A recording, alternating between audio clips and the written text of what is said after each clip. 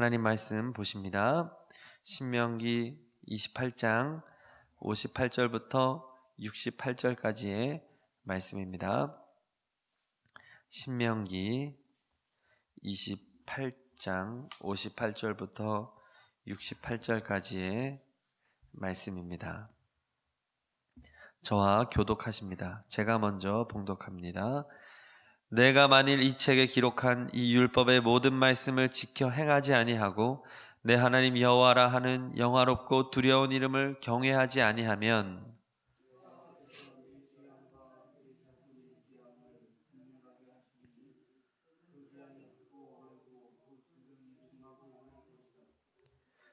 여호와께서 내가 두려워하던 애굽의 모든 질병을 내게로 가져다가 내 몸에 들러붙게 하실 것이며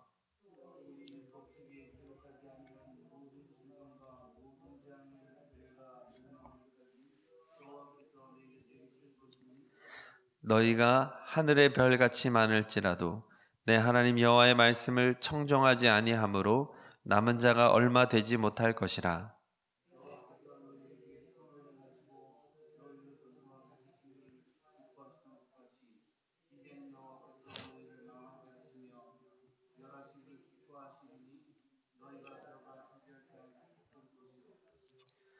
여호와께서 너를 땅 이 끝에서 저 끝까지 만민 중에 흩으시리니 내가 그곳에서 너와 내 조상들이 알지 못하던 목석 우상을 섬길 것이라.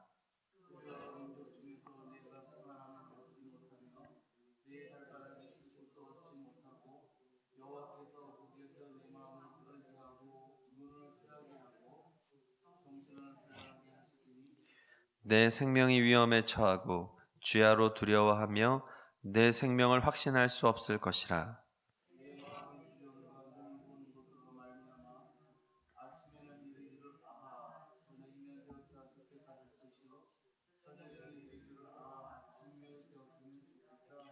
다 함께요. 여호와께서 너를 배에 싣고 전에 내게 말씀하여 이르시기를 내가 다시는 그 길을 보지 아니하리라 하시던 그 길로 너를 애굽으로 끌어가실 것이라. 거기서 너희가 너희 몸을 적군에게 남녀 종으로 팔려 하나 너희를 살 자가 없으리라. 아멘. 할렐루야. 이 새벽에도 하나님께서 우리에게 말씀하여 주심을 믿습니다. 오늘 말씀은 불순종에 따른 저주를 말씀하고 있습니다. 우리는 복에 대한 말씀도 청종해야 되겠지만 사실 오늘과 같은 저주와 심판의 생활을 또 청종해야 합니다. 그래야 바른 신앙생활을 할 수가 있습니다. 그러면 오늘 말씀 그 불순종에 따른 저주들에 대해서 우리가 유심히 보아야 하고 또 기억해야 할 것이 무엇이 있을까요? 첫째로 진정한 저주는 마음에 임하는 저주라는 것입니다. 오늘 말씀들을 보면 하나님께서 불순종하게 된다면 먼저 그 재앙을 내린다고 합니다. 질병을 내리고 재앙을 내리고 이렇게 내리는 것으로 시작을 하는데 이제 후반부로 넘어가면서부터는 이제 마음의 재앙을 말씀하여 주고 있습니다. 65절 후반부에서도 65절에서도 보니까 이 평안함에 대한 이야기를 하죠. 그 여러 민족 중에서 내가 평안함을 얻지 못할 것이다. 그리고 좀 더 읽다 보면 여호와께서 거기에서 내 마음을 떨게 하고 이렇게. 그리고 66절은 다 함께 읽겠습니다. 66절 시작. 내 생명이 위험에 처하고 주야로 두려워하며 내 생명을 확신할 수 없을 것이라. 아멘. 마음의 문제를 이야기합니다. 이것은 이제 더 점점점 무거운 그 저주를 말씀하여 주고 있는 것이거든요. 그러니까 사실 모든 질병과 재앙보다 더 큰 저주가 이 마음에 임하는 두려움이라는 것입니다. 불순종에 따라서 불순종하면 하나님이 마음의 저주를 내리시게 된다는 것이고 이 마음의 저주는 바로 평안을 잃어버리는 것, 그 마음이 두려움의 다스림을 받는 것이라고 말하고 있는 것이죠. 이 공포죠. 죽음의 두려움, 여러 가지 인생의 두려움 때문에 밤이나 낮이나 두려워하면서 떨면서 산다. 이것이 얼마나 큰 저주냐는 것입니다. 또 67절도 다시 한번 읽어보겠습니다. 67절 시작. 내 마음의 두려움과 눈이 보는 것으로 말미암아 아침에는 이르기를 아하 저녁이 되었으면 좋겠다 할 것이요 저녁에는 이르기를 아하 아침이 되었으면 좋겠다 하리라. 아멘. 이 마음의 두려움을 넘어서서 그 마음에 아침이면 저녁 됐으면 좋겠고 저녁에는 아침 됐으면 좋겠고, 이게 무슨 의미냐 하면 삶에 의미가 없다는 것입니다. 이 아침에 내가 해야 할 일이 없는 거죠. 이 아침에 내가 감당해야 될 사명, 기쁨으로 살아갈 것이 없는 것입니다. 그러니까 그냥 오늘 그냥 갔으면 좋겠다, 저녁 됐으면 좋겠다. 인생에 의미가 없고 비전이 없고 허무함만 남아있는 상태를 말하는 것입니다. 그러니까 그 마음에 임하는 하나님이 주시는 재앙은 첫째로는 두려움이었고 더 나아가서는 이제 무의미함인 것입니다. 허무함인 것이죠.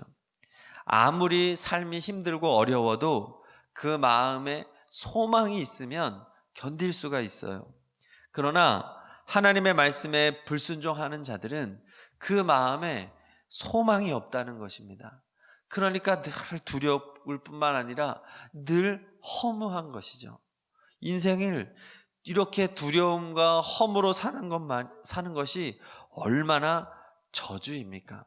사실 지옥이라고 하는 곳은 막 뜨거운 불이 있고 엄청난 채찍에 맞는다든지 고통이 있어서 지옥이 아니라 사실 이 자체가 지옥이죠. 그 마음에 평안이 없고 그리고 내가 지금 살아가는 이유가 없고 비전이 없이 의미 없이 살아가는 것이야말로 정말 지옥이라는 것입니다. 성도 여러분, 이 새벽에 우리가 기도해야 할 제목이 바로 이것입니다. 물론 우리 눈에 보이는 코로나의 문제가 있지요. 전염병이 있지요. 삶의 여러 가지 경제적인 문제, 어려움들이 있지만 정말로 우리가 붙잡고 기도해야 할 것은 그런 현상이 아닙니다. 우리가 정말로 붙잡아야 할 것은 우리 마음인 줄로 믿습니다. 우리의 마음의 문제잖아요. 죄도 결국은 우리의 마음의 문제를 주님께서 다루시기를 원하시는 것입니다. 그래서 끊임없이 우리는 우리의 마음을 주님께 맡겨야 되는 것입니다. 우리 마음의 문제, 하나님이 우리에게 주는 이 저주의 문제는 마음에 예수님이 임할 때 해결될 줄로 믿습니다. 왜냐하면 예수님은 평안이기 때문입니다. 예수님은 소망이기 때문입니다. 예수님이 내 마음에 임하는 순간 내 마음에 자리 잡고 있던 두려움과 허무는 이제 방 빼야 됩니다.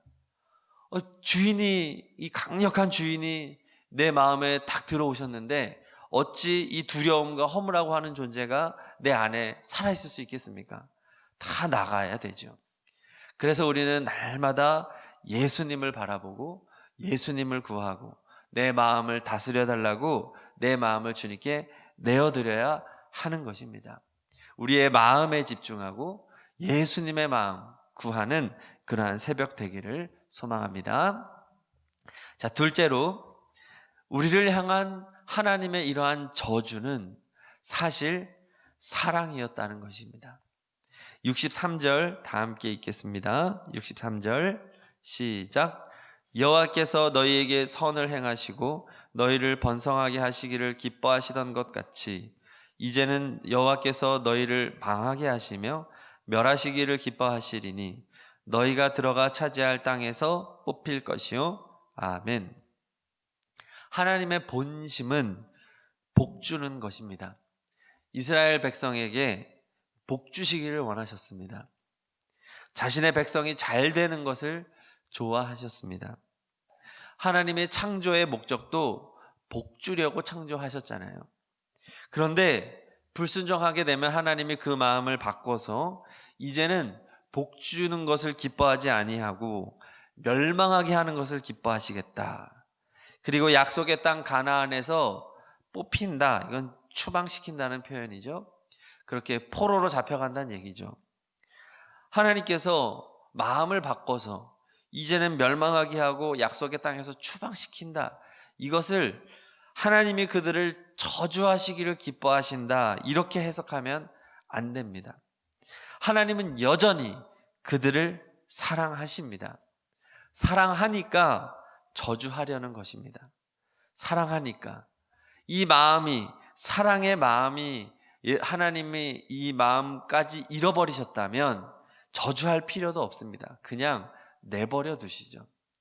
이 저주와 징계는 여전히 하나님이 사랑하고 있다고 하는 증거가 되는 것입니다.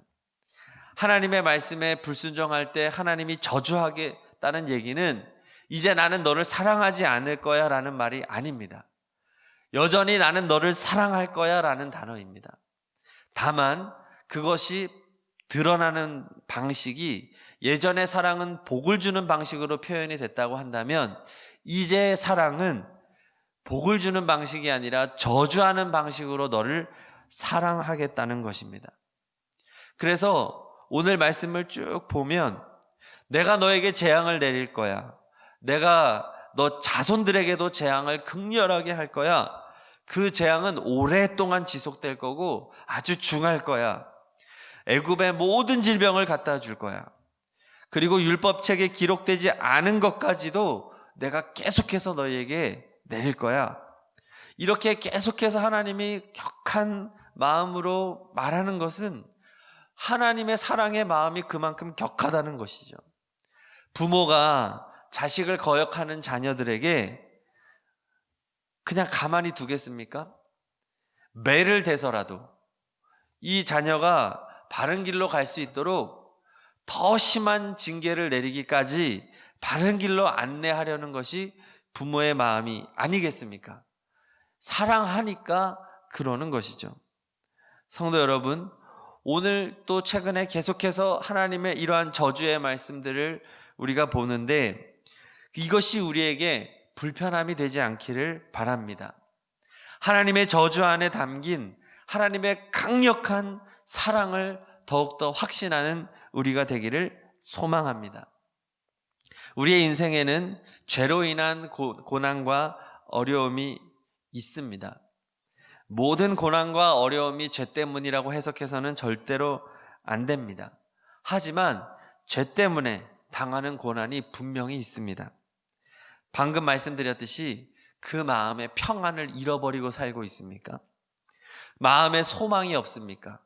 인생의 의미를 잃어버리고 정말 내가 오늘을 살아가야 하는 목적, 그 비전, 그 열정이 없습니까? 그렇다고 한다면 주님 앞에 나의 마음을 온전히 드러내고 회개할 것을 회개하는 우리가 되기를 소망합니다.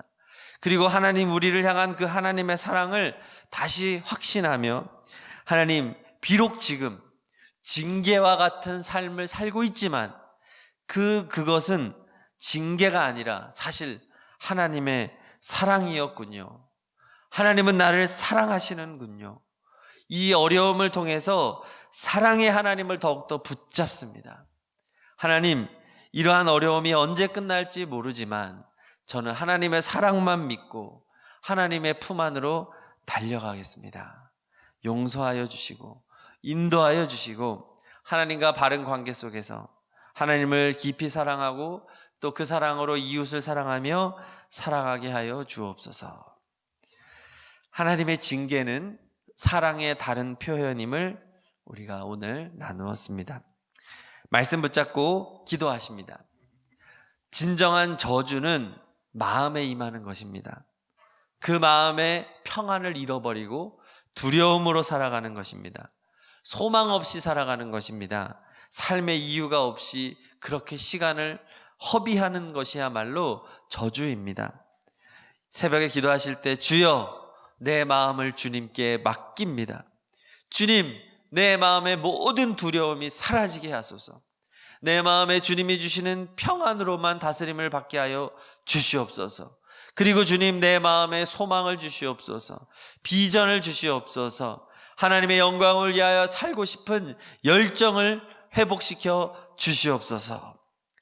그리고 둘째, 하나님의 저주는 사실 하나님의 사랑이었음을 고백합니다. 어떠한 상황 가운데에서도 비록 지금 징계와 같은 현실 속에 있다 할지라도 여전히 나를 사랑하시는 그 하나님 감사합니다. 그 하나님의 사랑을 믿습니다. 나를 사랑하시는 하나님 감사합니다. 감사를 고백합니다. 우리 말씀 붙잡고 결단하면서 우리 주여 3번 부르짖고 다 함께 기도하십니다. 주여, 주여, 주여. 하나님 아버지, 우리의 마음이 천국 되기를 원합니다. 우리 마음에 두려움이 있습니다. 우리 마음에 하나님 평안이 없습니다. 의미가 없습니다. 비전이 없습니다. 오 주님, 오 주님, 용서하여 주시고 하나님 우리를 불쌍히 여겨주시고 아버지 우리를 온전한 길로 진리의 길로 인도하여 주시옵소서. 아버지, 아버지